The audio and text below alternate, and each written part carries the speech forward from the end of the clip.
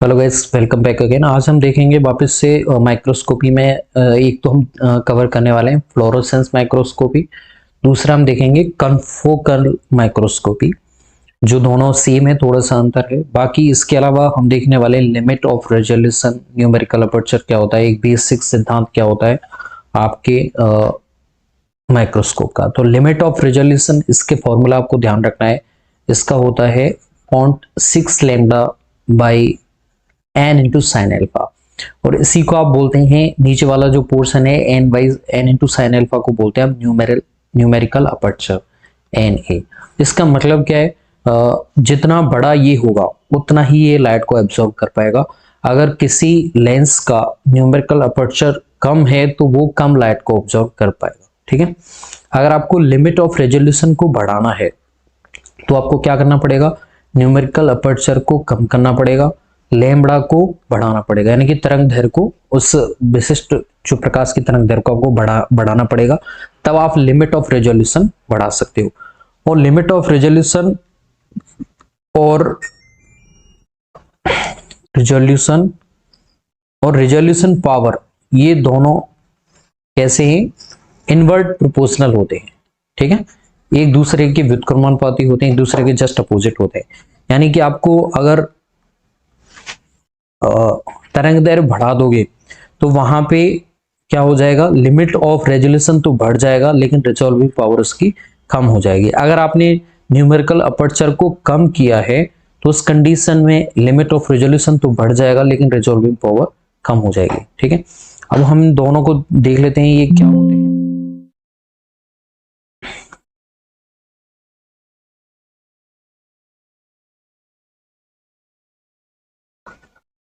तो resolving power क्या होती है, सबसे पहले देखें हम तो, it is the ability of magnify, distinguish और डिफरेंशिएट टू क्लोज ऑब्जेक्ट। ठीक है, तो ये मैग्नीफाई करने के लिए, जो पास में जो ऑब्जेक्ट हैं दोनों, उनको आवर्तित करने के लिए जो क्षमता होती है उसे आप बोलते हैं रिजॉल्विंग पावर।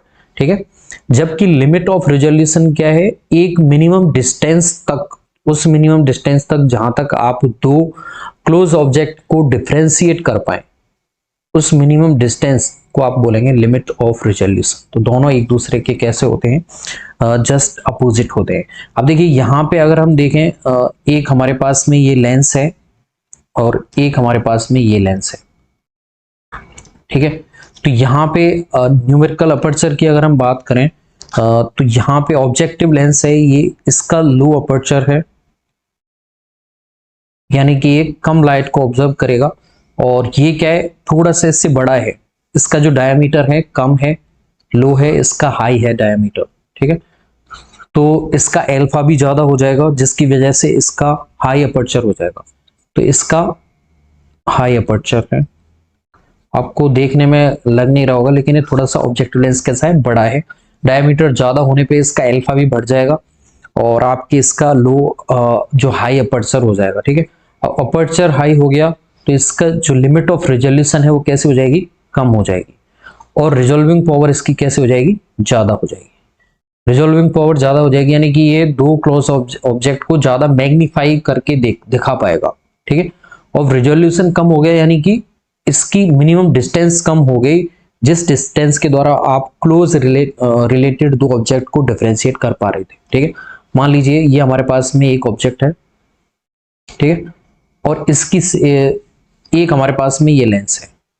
ठीक है, तो इस लेंस की लिमिट ऑफ रेजोल्यूशन है 1 एंगस्ट्रॉम और इसकी है 2 एंगस्ट्रॉम, यानी कि ये 2 एंगस्ट्रॉम तक इन दोनों को क्या कर पाएगा, विभेदित कर पाएगा, दोनों को अलग अलग दिखा पाएगा। जबकि इसकी क्या है, 1 एंगस्ट्रॉम दूरी तक ये इन्हें विभेदित कर पाएगा, दोनों को अलग अलग दिखा पाएगा। ठीक है, तो इसकी ज्यादा है। ठीक है, ओके, अब हम आ जाते हैं हमारे बेस्ट रेजोल्यूशन स्पेसिमेन। अगर आपको लेना है तो ब्लू लाइट से आपको उसे एलिमिनेट करेंगे, जिसमें 450 नैनोमीटर की विजिबल लाइट का प्रकाश होगा। और इसके लिए अगर आप एंगुलर अपर्चर देखना चाहते हैं किस पे सबसे अच्छा वो प्रकाश ऑब्जर्व करेगा लेंस, तो उसके लिए 70 डिग्री आप एल्फा लीजिए, साइन एल्फा लीजिए, तो इसके लिए मैक्सिमम वैल्यू आपके पास में आ जाएगी 0.94। ठीक है, कितनी आ जाएगी, 0.94। तो मैंने बताया न्यूमेरिकल अपर्चर क्या होता है, n इंटू साइन एल्फा। ठीक है, तो एल्फा यहाँ पे कितना लेना है आपको, 70 डिग्री लेना है, और आप पे तरंग दैर्घ्य लेनी है 450 नैनोमीटर। तब आपको इसकी वैल्यू मिल जाएगी साइन एल्फा की 0.94। ठीक है, अब यहाँ पे हम इमर्सन ऑयल आपने देखा होगा क्यों यूज करते हैं, तो वो न्यूमेरिकल अपर्चर को इंक्रीज करने के लिए किया जाता है, ताकि आप उसमें क्या बढ़ा पाए, आप उसकी रिजॉल्विंग पावर बढ़ा पाए और लिमिट ऑफ रिजोल्यूशन उसे कम कर पाए, रिजोल्यूशन को कम कर पाए। ठीक है,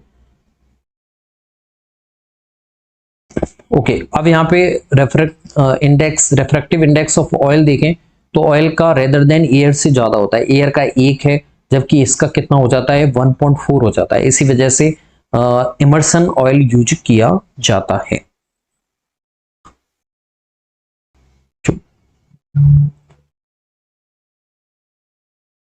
ओके, तो रिफ्रैक्टिव इंडेक्स एयर का 1 है, जबकि ऑयल का 1.4 तक हो जाता है, 1.5 तक मान लीजिए। तो जिससे आपकी न्यूमेरिकल अपर्चर बढ़ जाएगा।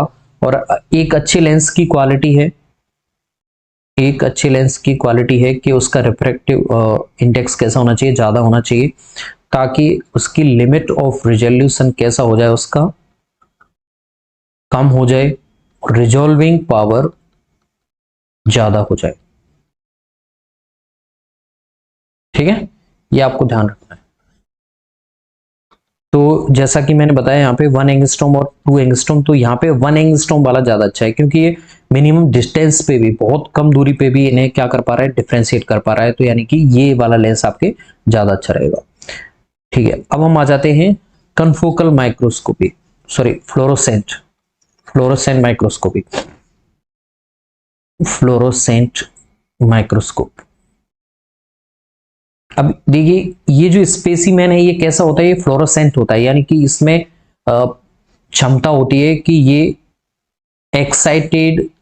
एक्साइटेड जो वेवलेंथ है इसकी मान लीजिए 450 नैनोमीटर है, तो इसकी जो उत्सर्जित करेगा, एमिटेड जो इसकी वेवलेंथ होगी वो रेदर देन इससे ज्यादा ही होगी, 450 नैनोमीटर से मोर देन 450 नैनोमीटर से ज्यादा ही होनी चाहिए। अब हर जो स्पेसिफिक तुम्हारा जो ऑब्जेक्ट रहेगा उसकी अलग अलग ये वेवलेंथ रहेंगी। ठीक है, तो यहाँ पे हम दो तरह के फ्लोरोसेंट माइक्रोस्कोपी में हम लेंस दो तरह के यूज करते हैं, एक होता है एक्साइटेशन फिल्टर वाला और एक होता है एमिशन फिल्टर वाला।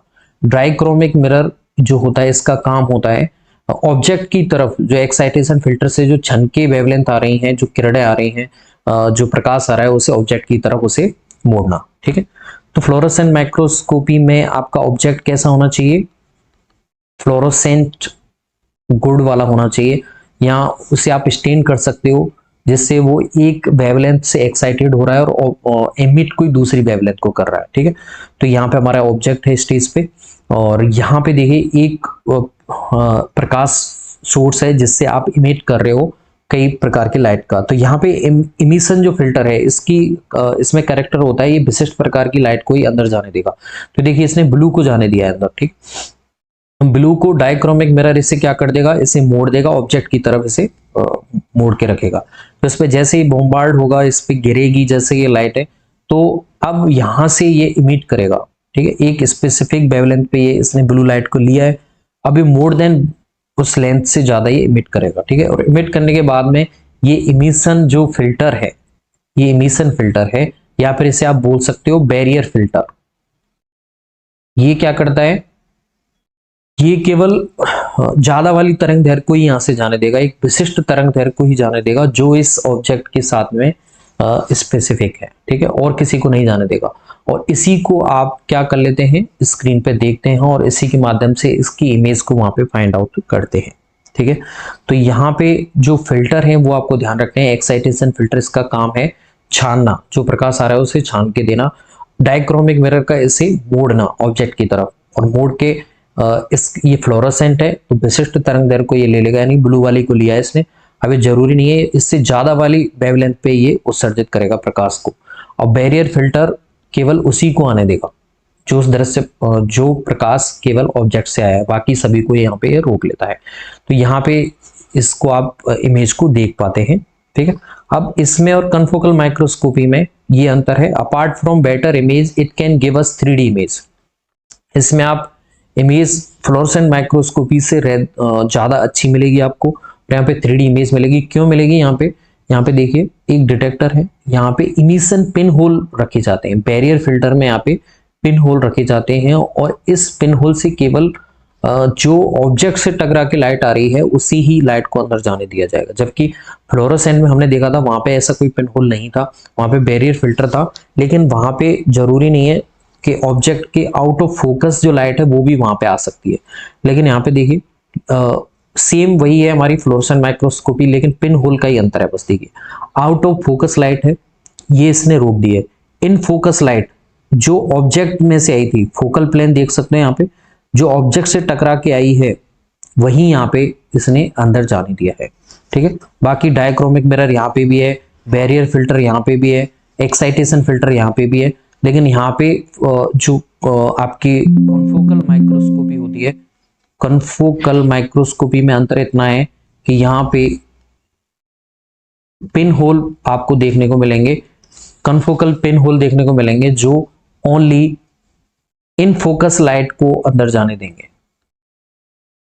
बाकी यहाँ पे भी आपका स्पेसिमेन कैसा होगा, वो कैसा होगा, फ्लोरोसेंट होगा, और वही एक जो तरंग दैर्घ्य अवशोषित करेगा उससे ज्यादा वाली तरंग दैर्घ्य को यहाँ से उत्सर्जित करेगा।